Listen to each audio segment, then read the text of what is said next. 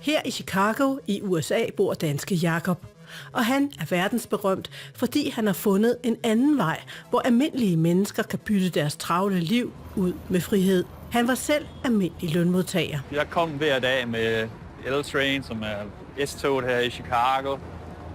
Så sad jeg så for at stirre på en computerskærm i en 8 timer om dagen. Men da han selv var 30, kunne han sige sit job op og pensionere sig selv. Jakob Lund Fisker er mesteren af ekstrem tidlig pensionering. Et bedre ord det er måske at sige, at man er uafhængig af en lønindkomst. Permanent. Så det er egentlig det betyder. Jeg har penge nok til, at jeg aldrig mere behøver at arbejde. Jakob er gift med amerikanske Erika, og i dag får de besøg af hans fans, der kommer rejsende langvejs fra. How far away are people coming from? I think the record this time is to Detroit, like 5 or 6 hours drive. Pretty much everyone else is local, other than Max coming from Wisconsin. No, Sky is gonna come. He's from the other side of Lake Michigan. Jakob er en slags celebrity, fordi han er ophavsmand til en filosofi om ekstrem tidlig pensionering, som han har beskrevet i en blog og en bog med 100.000 vis af læsere. Filosofien kalder han Early Retirement Extreme. En filosofi, der også giver Jakob flere og flere fans i Danmark. Indimellem så slår han og Erika dørene op, så hans fans kan møde ham. Yeah, I actually don't know many people's real names. I know them by their forum names, so it'll be quite confusing. Det jeg er kendt for, det er, at jeg har været i stand til at spare over 80% af min indkomst op, min forholdsvis normale indkomst, hvilket så igen rent matematisk havde den konsekvens, at jeg blev finansielt uafhængig, da jeg var 30 år gammel og har siden da ikke behøvet at arbejde. Og det har været uden at vinde i lotto eller uden at have et dyrt job. Jo længere de kommer væk fra, jo mærkeligere er det, at jeg nærmest er en slags turistattraktion. De 80% af lønnen, som Jakob altså har sparet op hver måned, har han investeret i aktier. Og nu kommer så det, der har gjort Jakob berømt. På bare 5 år har han opbygget en formue, så han ikke behøver at arbejde resten af livet. Og det kan han gøre, fordi han er i stand til at leve ekstremt billigt. Han har i årevis eksperimenteret med at få sit forbrug ned og lever efter skat for bare 50.000 kroner om året. Den her metode virker for mig mere bekvem, når tørretumbleren eller vaskemaskinen går i stykker. Altså, så har man et lidt større problem der, men den vil jo aldrig gå i stykker. Så. Vi har jo faktisk det der Villa, Volvo og Vose. Vi gør det bare for meget færre penge, end man gør som forbruger. Vi har fundet mange forskellige måder, hvordan vi kan spare penge på, der netop gør os i stand til at leve på den måde, vi gør. Most people would assume that we're working poor, looking at our lifestyle, but we aren't stressed out. Not waking up in the middle of the night because of how we're going to pay the bills. We have choices and options. Vi har simpelthen indset, at vi har haft et valg mellem forbrug og frihed, og så har jeg så valgt friheden.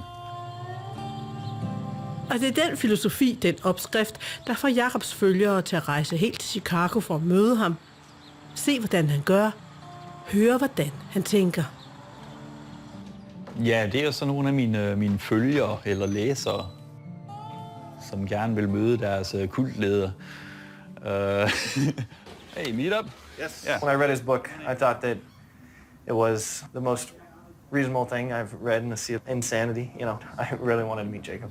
I consider him almost a holy man, so yeah. Now we are running out of seatings. Folk de siger jo gerne, at jeg er ekstrem. Men for mig er det dem, der er ekstreme. Altså, når det er så nemt at blive finansielt uafhængig, hvorfor er vi så ikke alle sammen finansielt uafhængige? Altså? What a big crowd.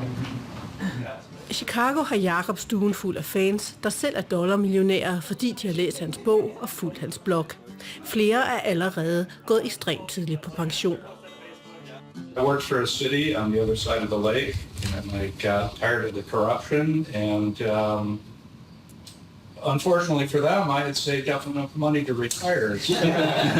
Jeg var en af de første, der begyndte at skrive om den her form for finansiel uafhængighed på den her blog, fordi jeg mente, jeg havde nogle erfaringer, som jeg gerne ville dele med andre. Og det var der så rigtig mange, der viste sig at være interesseret i, og det var så inspirerende for mig, at det faktisk havde en stor betydning for i hvert fald en del mennesker. Men Jakob gjorde det først, han gjorde det hurtigst, og han lever for færrest penge, så derfor er han et forbillede. I did retire on August 10th. Your stuff has been invaluable, and thank you so much for putting all that out there. It's been incredibly helpful. Der er jo mange, der nærmest er ulykkelige i den, eller lider under det, at de er tvunget til at gå på arbejde. Selvfølgelig også rigtig mange, der godt kan lide at gå på arbejde, men de fleste har ikke noget valg. De bliver aldrig præsenteret med et valg, og det var det, jeg gerne ville give. I bloggen fortæller Jakob om sin egen vej til finansiel uafhængighed, og det handler ikke kun om opsparing, men også om lavt forbrug. Jakob ser alt, der koster penge, som tab af frihed, og han har sat sig selv fri ved at lære at lave flere og flere af de ting selv, der ellers koster penge. Det tager flere år, mange år måske, hvor man bare bliver bedre og bedre og lærer mere og mere om, hvordan man bruger sine penge mere og mere effektivt. Jakob plejer at illustrere sin pointe med en hverdagsting, som vi alle sammen køber alt for dyrt. Jeg vil lave vaskepulver, og for at gøre det, så er jeg nødt til at rive sæben først. Og så når vi er færdige med det, så blandes der bare en halv kop i af vaskesodaen, og så en tredjedel kop af det her. Altså ingredienserne her, de er næsten gratis, altså $10 hver 5. år. Altså, det tager cirka 5 minutter. Det er i hvert fald hurtigere end at gå ned i supermarkedet og købe noget.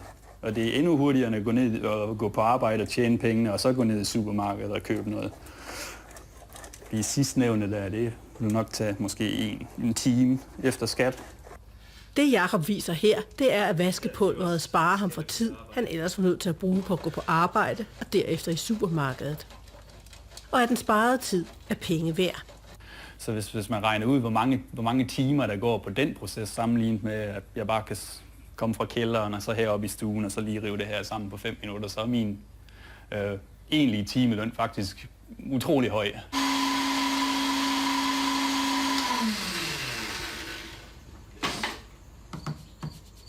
Her har vi så noget vaskepulver klar til at blive brugt. Det har så kostet 10 minutters arbejde, cirka 2 kroner, og der er nok til et halvt år.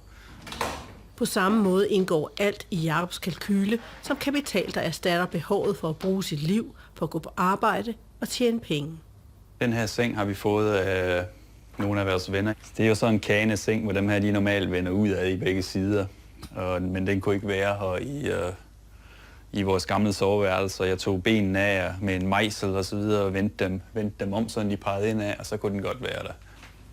Herinde det er så badeværelset. Vi købte jo nærmest lidt for lidt bo, hvor der var badeværelset tog ikke særlig godt ud, så jeg har selv lavet det hele her i badeværelset. Jeg har lavet det indbygget kabinet, og jeg har lavet håndvasken. Erika har lavet VVS-arbejdet. Og det dyreste herinde, det er faktisk mit IKEA-spejl til $22. Hele det her projekt har kostet $50, 300 kroner for et nyrenoveret badeværelse. Altså, det er meget vigtigt at forstå, at det ikke bare handler om at spare en masse penge op, så man kan forbruge på et lavt niveau. Det handler om at udvikle, vil jeg næsten sige. Det er ikke, man sparer ikke sine penge, man udvikler en kapitalfond, der kan betale de penge, man nu skal bruge. I Chicago sidder mesteren af finansiel uafhængighed som Anne Joachim von And og passer sin pengetank. Her er for eksempel mit selskab, der sælger klorin og tandpasta osv. For man kan se mine $96 for februar, maj, august og november. Og det giver så samlet $384 om året. Og når man så lægger det hele sammen, så får jeg en månedsindtægt, som er cirka 10.000 kroner. Ja. Og da Jakob jo kun skal bruge 4.000 kroner til at leve for, og investere resten af pengene, ja, så er det i den grad løbet op. Hvis man på nuværende tidspunkt kigger på min formue, der ligger den så på 97 år. Så Så jeg ved jo så teoretisk set løbe tør for penge, når jeg bliver omkring 120 år gammel. Hvilket det så igen betyder, at jeg simpelthen har sparet for mange penge, så mit næste problem det er så, hvad skal jeg gøre med alle de her penge? How you doing, sir? Really good. My name is Johnny B. Good. Men hvad nu, hvis en ny finanskrise rammer og sender aktiekurserne i frit fald? Risikerer Jakob at miste alle pengene? I only have like $4. Mine penge de står for det meste i ting som toiletpapir og grillkul. Ting som alle mennesker bruger lige meget næsten hvad der sker. Altså, den eneste måde jeg kan miste alle mine penge på, det er nærmest hvis 3. verdenskrig bryder ud og landet her bliver bombet tyndere sammen.